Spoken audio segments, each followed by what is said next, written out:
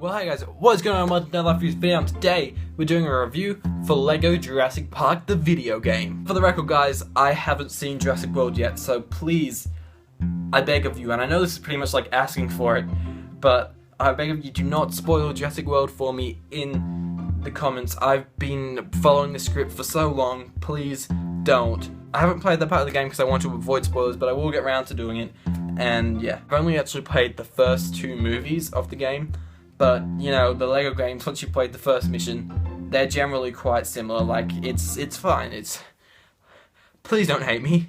But yeah, I don't think that there'll be any big differences or big flaws. And if, you know, there is a huge thing, I'll, you know, make another video about it. So as always, first I'm going to talk about the good things, and then I'm going to talk about the bad things. So let's get straight into this. Visually, this game is very pleasing. The graphics are really good. It looks really fun. Like, it looks fun, it looks really nice, it looks like a kid-friendly game that has also been really well made. The cutscenes are just incredibly funny. They're a sort of jokey sort of humor that I kind of enjoy and just find really funny. Something I was really surprised about this game is that it really makes you think, because Lego games essentially are problem-solving games with, you know, a little bit of fun action here and there.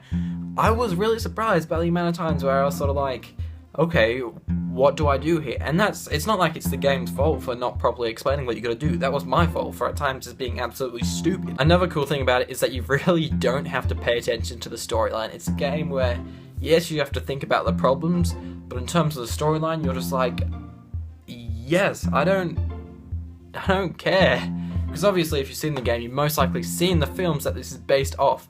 So, you know, you kind of understand it without having to properly pay attention to it. Something that was also really cool about this game is that the voices in it are from the original film, so you have the original actors and actresses' voices coming out of the Lego people's voices, which is really cool, and the additional voices are also quite cool. The soundtrack is there, it's really good, some additions to it, I believe, and they are also really cool and pleasing to listen to, and really, you know, set the mood for what you find to be a fun and pleasing Lego game. It's a lot of fun. The sound effects, down to the scream of a velociraptor, to the knocking down of a pot onto the floor, is exactly what you want. It brings the right vibe of the movies back to life, and that is what I really love and what I really want. Another cool thing that you can do is you can be the dinosaur, which is just, I didn't expect this, and it's a lot of fun. You get to go around, you just smash everything up. It is just so much fun to be the dinosaur. It's so much funner than I expected it to be. The whole game itself is so much funner than I expected it to be. But yes, okay, I've said a lot of good things. Now it's time to talk about the bad things. I know I said that the voices from the original movies are cool, but at times they can be a little bit hard to hear because they're what, like 30, 40, I don't know, a long time ago that audio was recorded. And at times you can't hear it properly, like the way they've extracted it from the film and put it into the video game. It gets a little bit muffled at times, and you know, you sort of struggle to hear it at times. The game is a little bit glitchy at times. Like, I know it's only been out for so long, so they haven't enough time to patch these glitches, but you know, the odd time I would, you know, sort of find myself being in a car that wouldn't move if I was a certain character, which it should be able to move.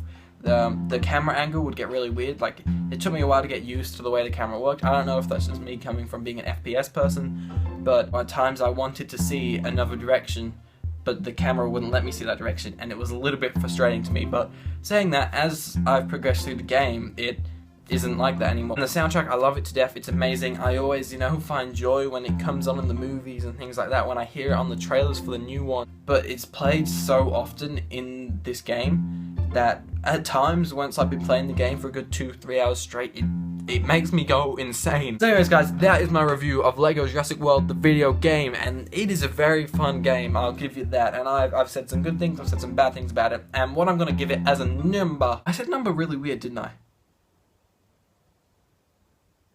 The score I'm going to give this game is 7.5 out of 10. It's a lot of fun. If you're a fan of Lego games, this is definitely one for you. If you're a fan of problem-solving games, definitely one for you. If you're a fan of the Jurassic Park franchise, the amount of nostalgia you get in this game, this is one for you guys. It's a great game. I highly recommend you get it. Thank you so much for watching this Life Review video, and I will see you in the next one. Bye-bye.